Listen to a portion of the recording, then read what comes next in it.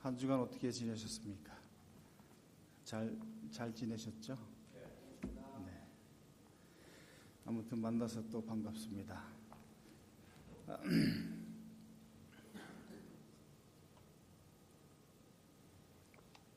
베이스를 좀 줄여주시면 좋겠네요.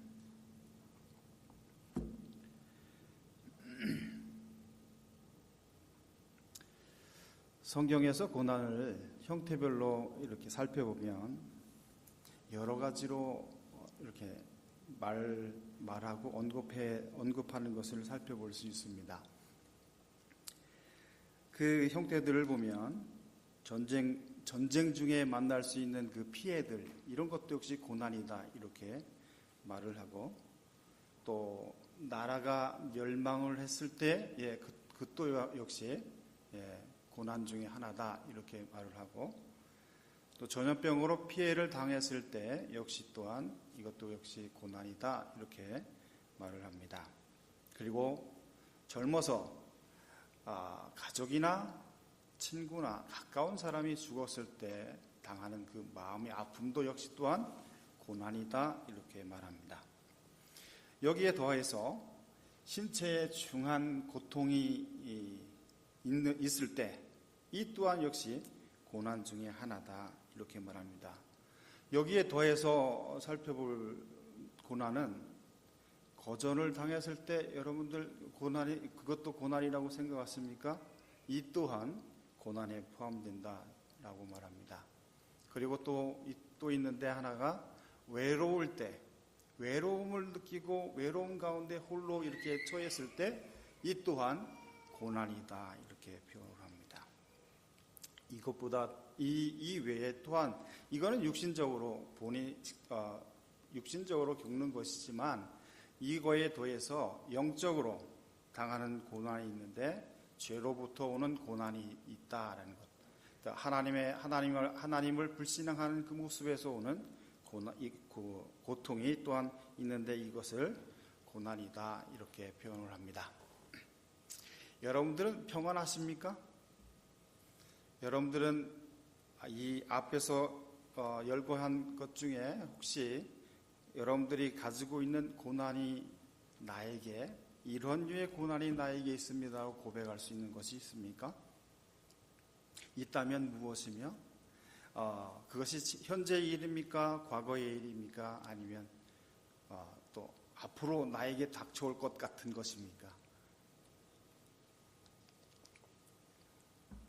현재의 일이건 과거이건 미래이건 그것은 나에게 오면 고난일 것인데 이 고난을 우리는 또한 어떻게 볼 것인가가 또 이 말씀을 통해서 우리는 또한 살펴보길 원합니다.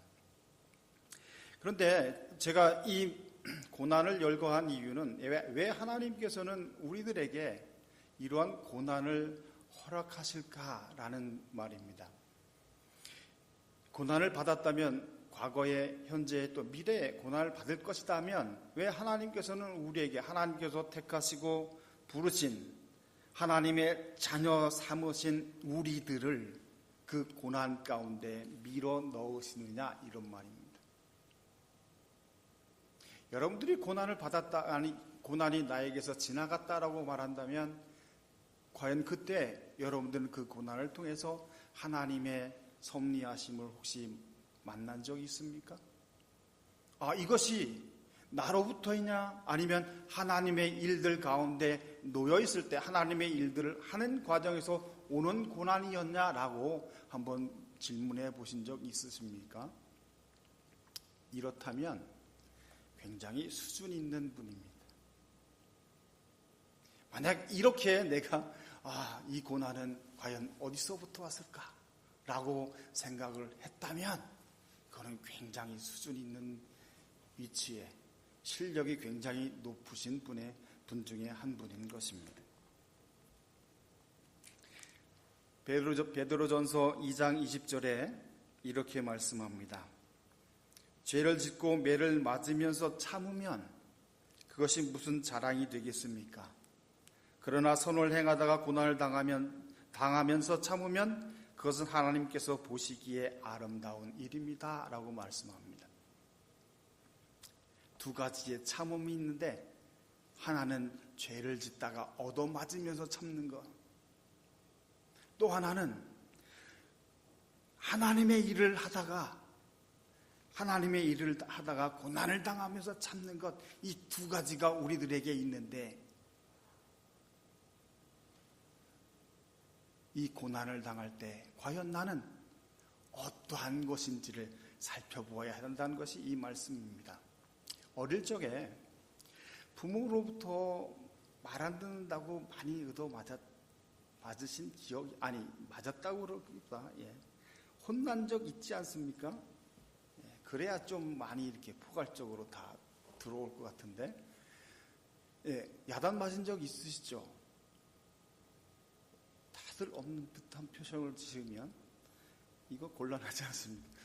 저는 많이 야단을 맞았습니다. 왜 말을 안 듣느냐라는 그것 때문에 많이 혼난 것 같습니다. 그럴 때마다 굉장히 분하고 왜 이럴까? 왜 나만 가지고 이래라고 했던 것이 그 어릴 적의 모습이었습니다. 그거는 여기 말씀, 베드로전서 2장 20절에 말씀한 것 같이 죄를 짓고 매를 맞으면서 참는 것이기 때문에 억울하고 굉장히 분해하는 것입니다. 만일 그것이 부모의 뜻을 따라서 행하다가 그것이 좀 미흡해서 그것이 엇나간 가운데 그것이 또한 힘들고 어려운 가운데 놓이는 그 상황에 있을 때 이것을 내가 억울하다가 표현하지 않는다라는 것입니다. 무슨 말인지 아시겠어요? 아무튼 저는 나갈 거니까 따라오실 수 있으면 따라오시면 좋겠습니다. 두 달에 한 번 하는 거니까 여유가 없습니다. 설명을 하고 자시고 할 것도 없이 그냥 지나가야지. 안 그러면 다시 또 하는 거예요. 자, 그러면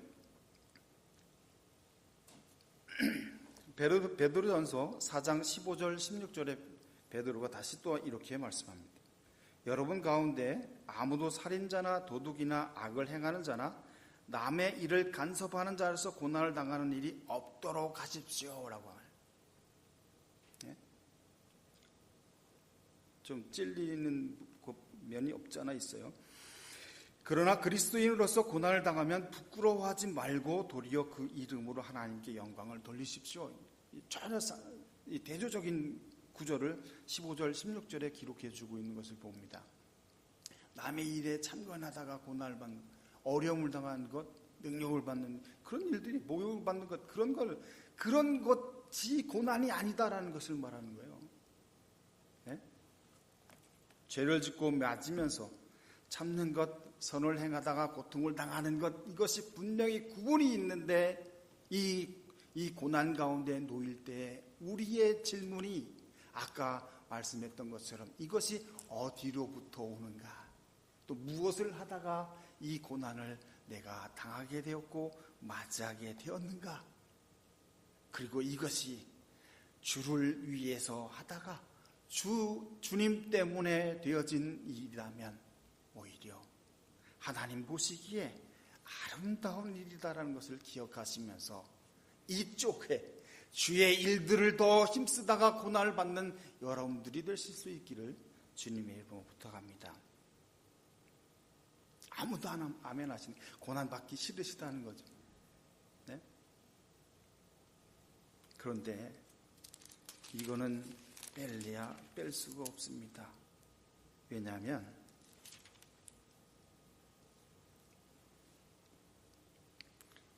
우리를 예수 그리스도를 믿게 할 뿐만 아니라 그 예수 그리스도로 말미암아 나온 모든 자들에게 허락된 일이기 때문에 그렇습니다.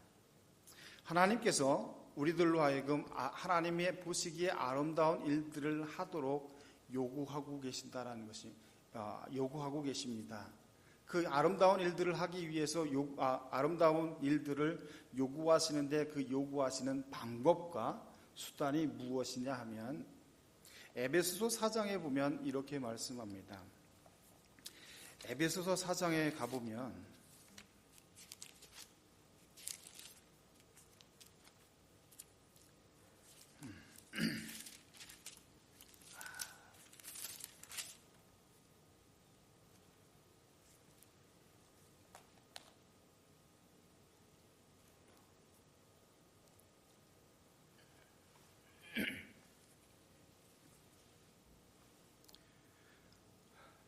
교회에 여러 모임들이 있을 수밖에 없다 이렇게 표현을 합니다.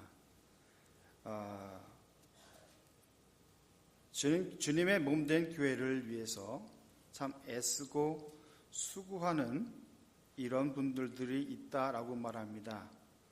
11절에 그분이 어떤 사람들은 사도로, 어떤 사람은 예언자로, 어떤 사람은 복음 전도자로, 또 어떤 사람은 목사와 교사로 삼으셨습니다.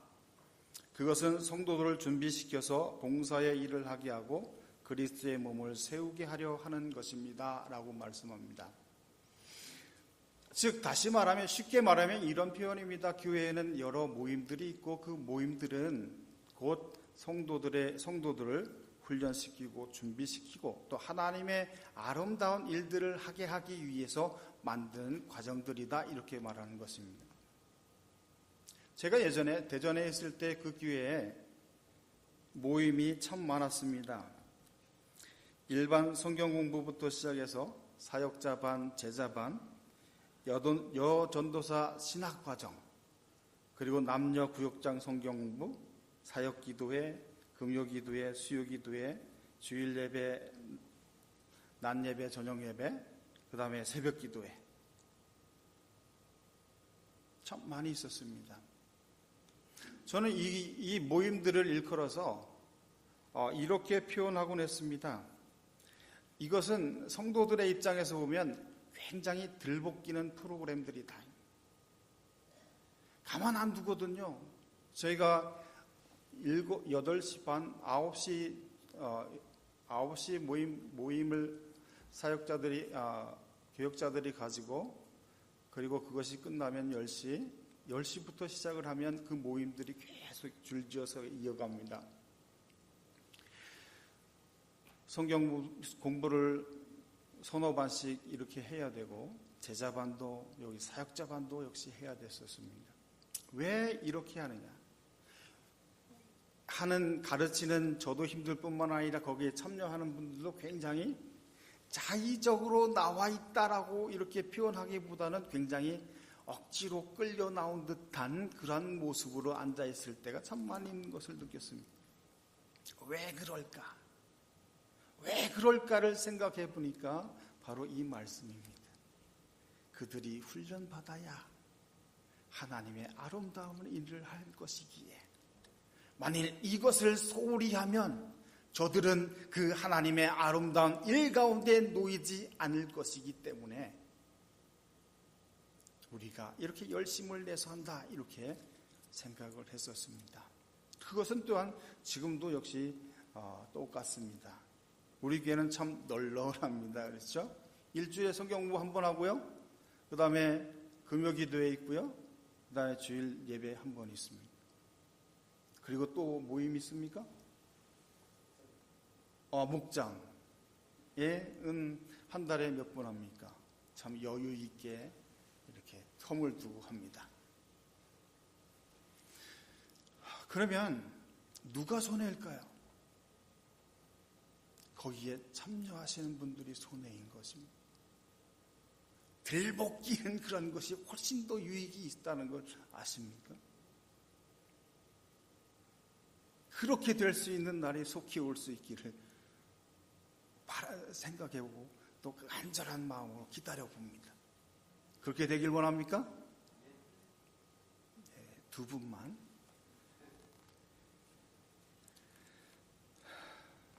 왜냐하면 그 하나님의 아름다운 일을 한다는 것은 하나님의 온전한 사람이 되게 하는 것이고 그리스도의 충만한 경지에까지 이르도록 하는 것이기 때문에 중요한 일이기 때문에 이 일들은 꼭 있어야 합니다. 이 일들 가운데 여러분들이 그 앞에 놓여 있을 때 여러분들은 그것을 피하지 마시고 도망가지 마시고 꺼려하지 마시고 또 게을리하지 마시고 참여하셔서 그 기쁨을 누릴 수 있고 하나님의 아름다운 일 가운데 온전히 나설 수 있기를 주님의 이름으로 부탁합니다. 아멘입니까? 네, 꼭 다 들으셨죠? 적어두셨다가 그렇게 할 수 있길 바랍니다.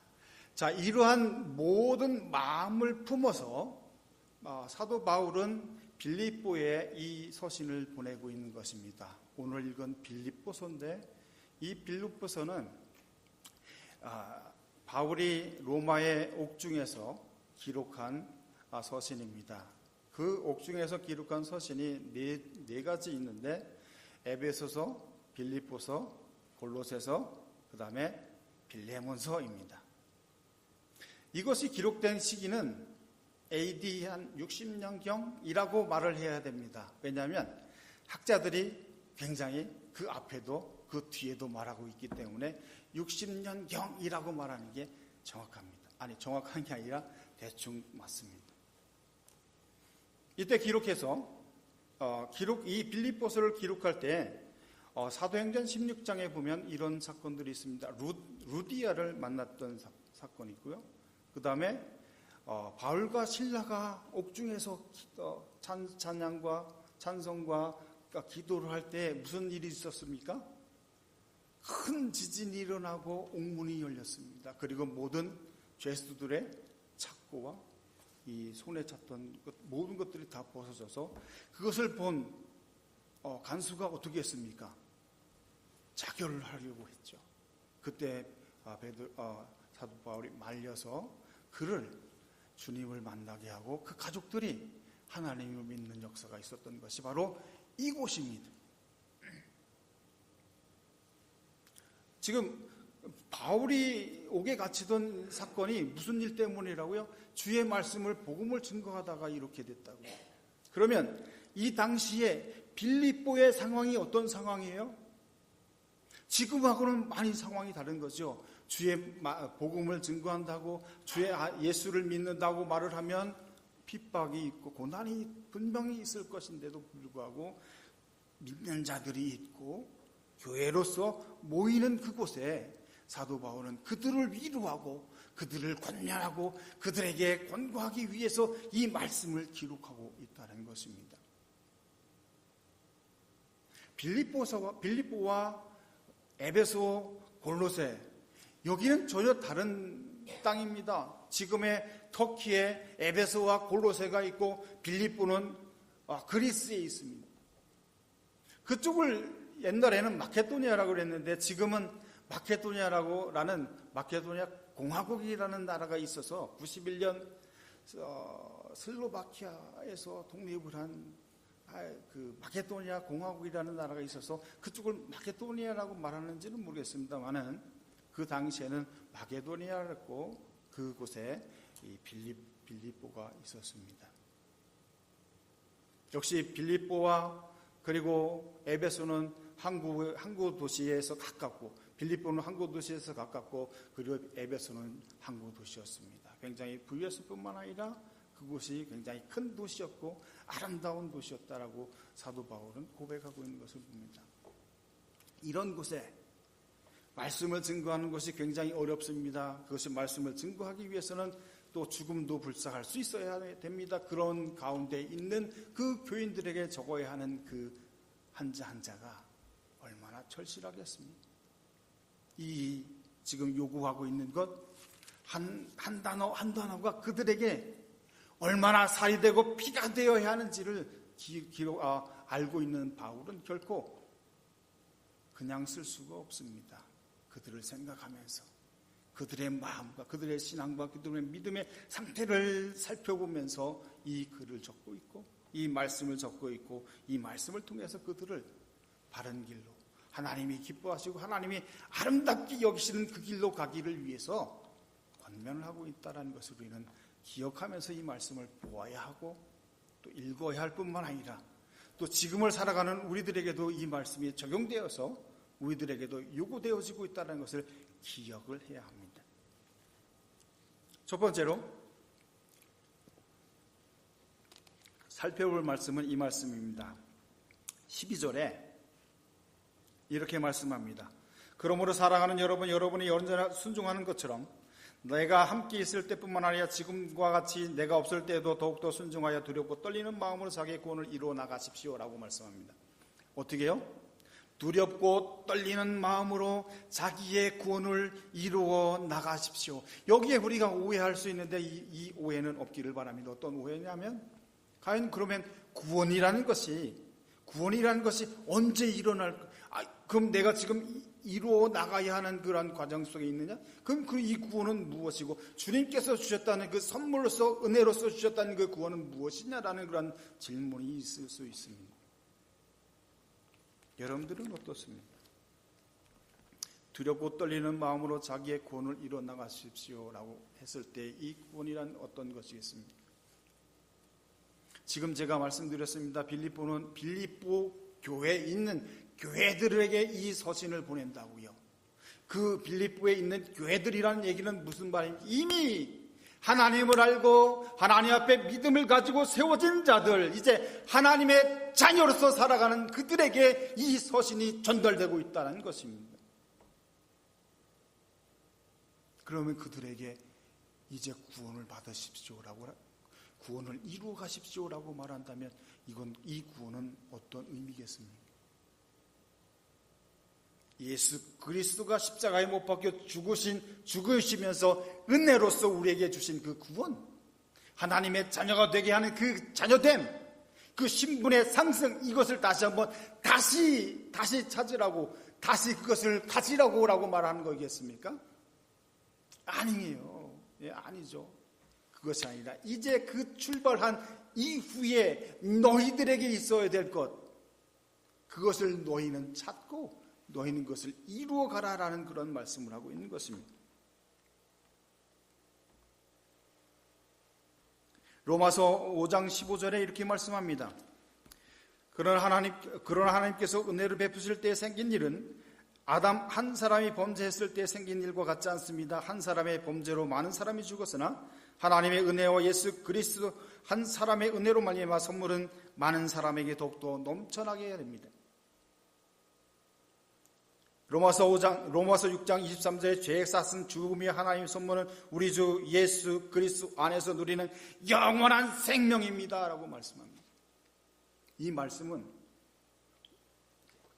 결코 한 번 주어진 이상 결코 취소되지 않고요, 영원히 지속되는 것이다 이렇게 말씀하고 있는 거예요. 그런데 다시 구원을 이루어가라 이 말씀을 하는 이유는, 그러면 이것을 다시 찾으라는 얘기입니까? 그렇지 않다는 거죠. 이것은 변하지도 않으며 어느 누구도 빼앗갈 수 없는 것이다라고 로마서 8장 38절 39절에서 분명히 말씀하지 않습니까? 나는 확신합니다. 죽음도 삶도 천사들도 권세들도 현재일도 장래일도 능력도 높음도 깊음도 그 밖에 어떤 피조물도 우리를 우리 주 예수 그리스도 안에 있는 하나님의 사랑에서 끊을 수 없습니다라고 선언합니다. 이것이 우리들이 받은 구원, 값없이 은혜로, 값없이 나의 참여함 없이 나의 수고와 노력과 나의 실력에 관계없이 아직 죄인 되었을 때에, 아직 하나님을 모른다, 하나님을 부인한다, 그럴 때에 주님께서는 나를 위해서 십자가에 죽으셨고 그 공로로 우리가 구원을 얻는, 은혜를 입는, 거저 선물을 받는 자리에 서게 된 것입니다. 그리고 이것은 요한복음 14장 16절, 내가 아버지께 구하겠다 그리하면 아버지께서 다른 보혜사를 너에게 보내셔서 영원히 너희와 함께 계시게 하실 것이다. 영원히 너희와 함께 계시게 하실 것이다. 이 말의 의미가 무엇이냐면 고린도전서 1장 8절에 우리 주 예수 그리스도께서 나타나실 때 여러분이 흠잡을 데 없는 사람으로 설 수 있도록 주님께서 여러분을 끝까지 튼튼히 세워주실 것입니다. 어떻게요? 튼튼히 붙들어 주신다. 누가 붙들어 주신다고? 주님께서 붙들어 주신다.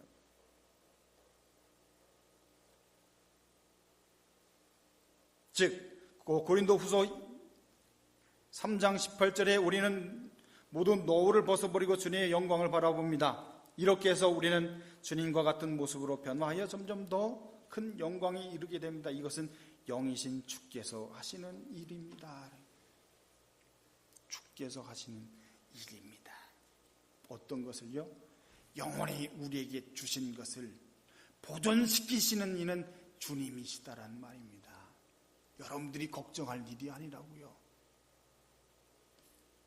그러면 여러분들에게 사도 바울이 두렵고 떨리는 마음으로 구원을 이루어가라는 말은 무슨 말이냐면 이제 이 말입니다.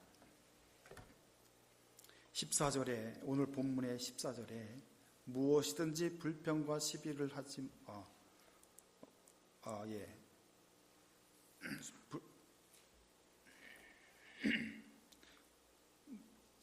불평과 시비를 하지 말고 하십시오. 그리하여 여러분은 흠이 없고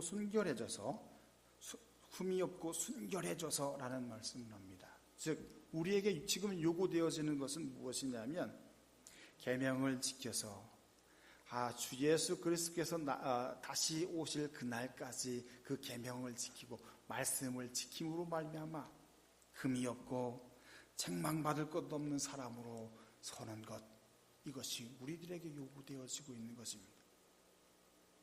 디모데전서 6장 14절에 이렇게 말씀합니다. 그대는 우리 주 예수 그리스도께서 나타나실 때에까지 그 계명을 지켜서 흠도 없고 책망받을 것도 없는 사람이 되십시오라는 것입니다. 우리가 서야 할 곳이 바로 그 자리인 것입니다. 질병, 죽음, 이것이 아니라 이것 때문에 걱정하고 이것 때문에 염려하는 것이 아니라 그것이 나에게 고난으로 다가올지라도 그 고난이 나에게서 벗어지지 않고 죽을 때까지 갈지라도요, 그것 때문에 걱정할 것이 아니라 이 말씀, 주님 앞에 서는 그날까지 흠이 없고 책망받을 것도 없는 그 모습으로 살아내는 것, 이것이 흠이 없는 모습이다. 이것이 주께서 원하시는, 하나님께서 보시기에 아름다운 모습이다라는 것을 기억하실 수 있는 여러분들 되시기 바랍니다. 야고보서 1장 27절에 하나님 아버지께서 보시기에 깨끗하고 흠이 없는 경건은, 경건은 이러니까 아들 생각나는데요. 고난을 겪고 있는 고아들과 과부들을 돌보아주며 자기를 지켜서 세속에 물들지 않게 하는 것입니다. 뭐라고요?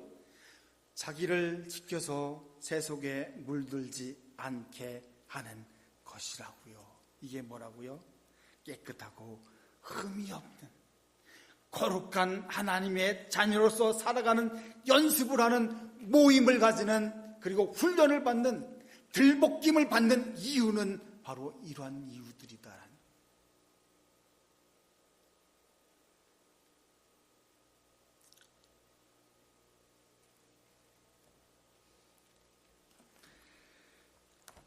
그러니까 훈련이 필요하고 연습이 필요한 것입니다. 이런 훈련과 연습 앞에 여러분들은 이런 마음을 가지십시오. 골로새서 3장 13절, 누가 누구에게 불평할 일이 있더라도 서로 용납하여 주고 서로 용서하여 주십시오. 주님께서 여러분을 용서하신 것 같이 여러분들도 서로 용서하십시오.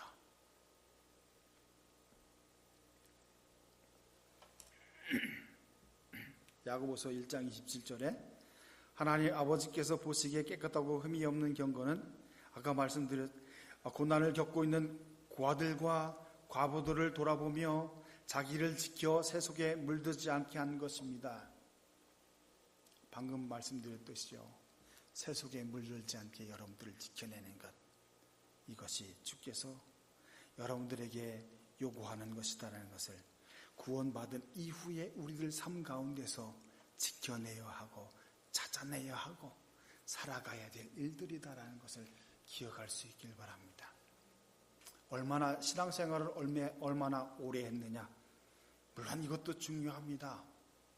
그렇지만 그 얼마만큼 했느냐, 그 가운데 나는 정말 얼마나 흠이 없고 순결하기를, 얼마나 거룩하고 그 경건된 삶으로 우리가 살아내기를 애썼느냐, 이것도 역시 찾아줘야 할 덕목이라는 것을 기억하면서 여러분들이 주님 앞에 부끄러움이 없이 설 수 있는 그날이, 주님 앞에 서는 날에 부끄러움이 없는 모습으로 여러분들이 설 수 있기를 바랍니다. 또한 우리가 경계해야 될 것은 바로 이러한 것들입니다. 성경의 생명의 말씀을 결코 놓지 않는 일입니다. 생명의 말씀을 굳게 잡는 일, 이것은 우리가 필히 이루어가야 할 일입니다. 이 성경의 생명의 말씀을 굳게 잡는다는 것은 이런 의미입니다. 데살로니가 전서 5장 21절에 모든 것을 분간하고 좋은 것을 굳게 잡으십시오 라고 말씀합니다. 모든 것을 분간하고 무엇이 주의 일인지 무엇이 주의 일이 아닌지를 구분해내는 것. 이것이 나로부터 온 것인지 내 생각과 내 열정, 내 열심과 내 욕심에 의해서 출발된 것인지 아니면 주님을 위해서 있는 것인지를 구분해내는 것. 이것이 중요하다는 것을 기억하셔야 합니다. 생명의 말씀을 붙잡는 것, 이것은 우리에게 생명줄과도 같습니다. 이것을 꼭 붙들고 주님 오시는 그날까지, 주님 앞에 서는 그날에 정말 자랑할 수 있는 그 마음으로 설 수 있는 그 모습이 되는 그 자리에 여러분들이 설 수 있기를 주님으로 부탁합니다. 왜 우리는 이렇게 불평도 하지 않고 시비를 하지 않고 흠이 없고 순결해져야 하느냐, 그리고 생명의 말씀을 부여잡고 나가야 하느냐? 우리가 살고 있는 곳이 어딘지를 보면 알 수 있습니다. 우리는 어디에서 살고 있습니까? 구부러지고 뒤틀린 세대 가운데 살기 때문에 그렇습니다. 이 구부러지고 뒤틀린 세대는 여기에서 언급하고 있는 것만은 아닙니다. 신명기 31장 16절, 신명기 32장 5절에 쭉 계속해서 읽어보면 이렇습니다.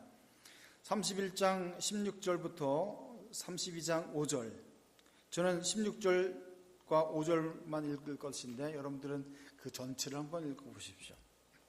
주님께서 모세에게 말씀하셨다. 너는 네 조상과 함께 잠들 것이다.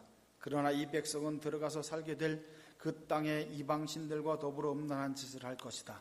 그들은 나를 버리고 나와 세운 그 언약을 깨뜨릴 것이다.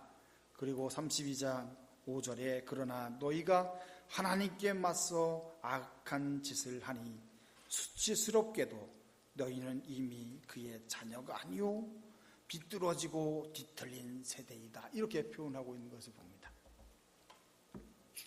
이미 이전에 누구에게 이 표현을 썼다고요? 이스라엘 백성들에게 한번 썼습니다. 어떻게 나갈 때 하나님의 말씀을 안 듣고 어디에 가나안에 들어가서 장차 이제 가나안에 들어가서 가나안의 모든 풍습을 따라가고 하나님의 것은 외면하는 그 상태에 놓일 때 그 모습이 뒤틀리고 비뚤어지고 뒤틀린 세대다. 이렇게 표현하고 있는 것입니다.